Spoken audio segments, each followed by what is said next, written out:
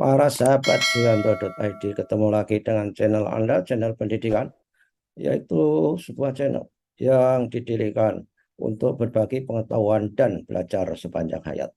Kita berada pada episode 10, sekali lagi episode 10.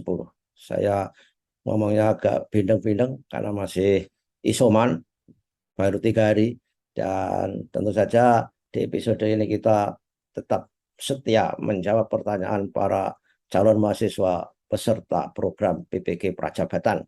Di episode 10 ini narasumbernya tetap Dr. Romi, dan tentu saja kita sapa dulu. Assalamualaikum warahmatullahi wabarakatuh, Dr. Romi. Waalaikumsalam warahmatullahi wabarakatuh. Semoga lekas sembuh, Prof. Yanto. Amin, insya Allah, karena ini COVID yang bagian level rendah dibandingkan Dr. Romi dulu kena COVID yang kelas Iya, tah. kelas elit. Ini kelas rakyat ini yang saya ini. Nah, sebelum kita lanjutkan, saya mengimbau kepada saudara-saudara klik subscribe jika seandainya Anda menganggap bahwa channel ini adalah bermanfaat untuk Anda. Klik subscribe. Subscribe tidak membayar, tetapi hanya untuk membuat bahwa channel ini bisa berada pada tempat yang strategis untuk bisa kalian klik setiap saat. Nah, Dr. Romi, berdasarkan pengalaman-pengalaman yang kita tampilkan di episode berlalu, ada pertanyaan yang selalu ditanyakan dengan gegap gempita dan kita setia menjawab, mengakomodasi kehendak mereka. Yang pertama, misalkan ada, apakah ada kebijakan yang uh, ini, yang misalkan saja tidak bisa kuliah di sini, di skema ini, bisa kuliah mandiri PPG itu. Gimana, Dokter Romi? Baik, Prof.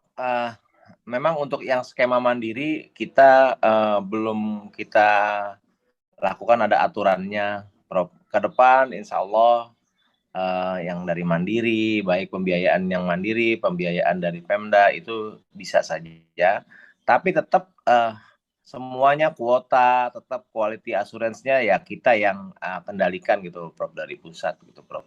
Jadi mudah-mudahan juga nanti mungkin di tahun-tahun ke depan maksudnya kuliah yang mandiri terus atau yang nanti beasiswa dari Pemda yang pembiayaan APBD, nanti mudah-mudahan skema tersebut di tahun yang akan datang akan kita buat aturannya, Prof. Gitu, Prof. Ya, tapi walaupun kuliahnya skema mandiri atau tidak, tapi skemanya, skema kualitasnya tetap ikut di tempat kamu ya, Iya, untuk betul, Prof. Jadi tahapannya tetap ikut seperti ini, Prof. Jadi memang mereka daftar, terus tes substansi, terus wawancara, ya sama seperti ini gitu. ya. Jadi saudara-saudara nggak bisa menghindar tes. Maksudnya kuliah mandiri itu tesnya dari perguruan tinggi, tidak. Tesnya Tidak. adalah tetap dari Direktorat Profesi, eh, Direktorat Jenderal GTK. Karena inginnya pemerintah adalah ingin mengendalikan, ingin mengontrol kualitas guru sebaik mungkin.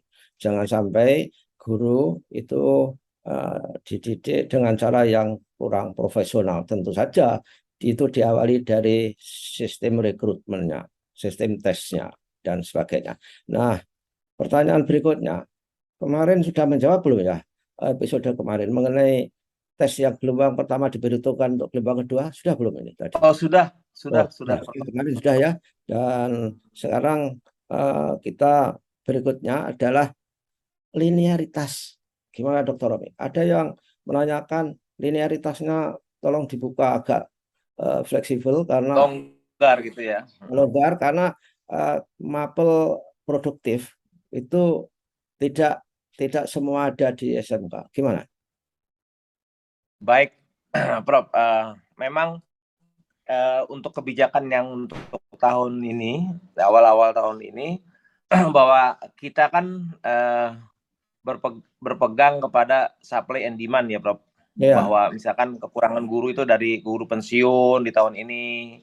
Nah, bukan kebetulan ya, memang data yang ada di lapangan bahwa yang kemarin kita buka itu ada 17